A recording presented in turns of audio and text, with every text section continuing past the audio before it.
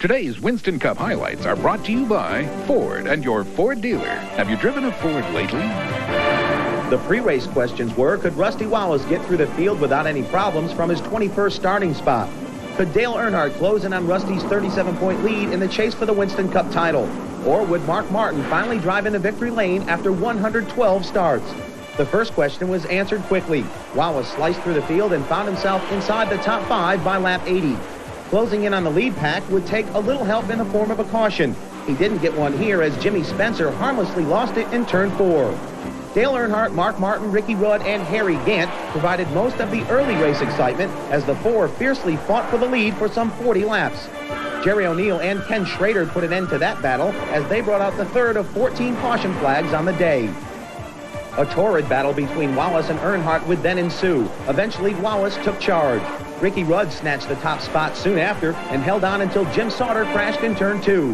Rudd would hit pit road with a rubbing fender, but it was the biggest wreck of the day between Darrell Waltrip, Davey Allison, Alan Kowicki, and Jimmy Spencer that would sour Rudd's day. Rudd was rear-ended by Jimmy Spencer, and that put him out. Waltrip would return to finish a strong 3rd place. The complexion of the race changed drastically when race leaders Rusty Wallace and Dale Earnhardt pitted under green. Simultaneously, Harry Gant crashed, bringing out a caution.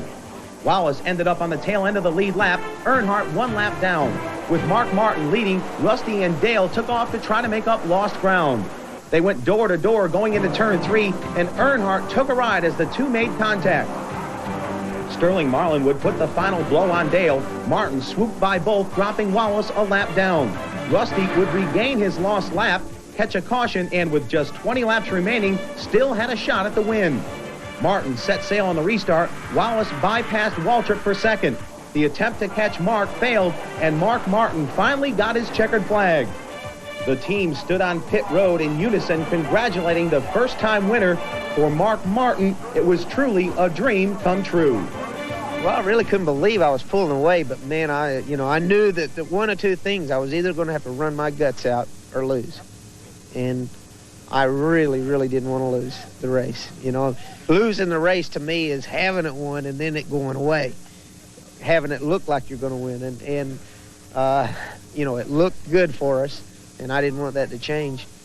Dale and I, man, I'll tell you, just both of us went down in the corner. My rear end got off from underneath me, and I spun up into Dale, hit Dale. It was my fault that I lost it. I wish that he wouldn't have been up to the sliding into, but I don't know what else I can do.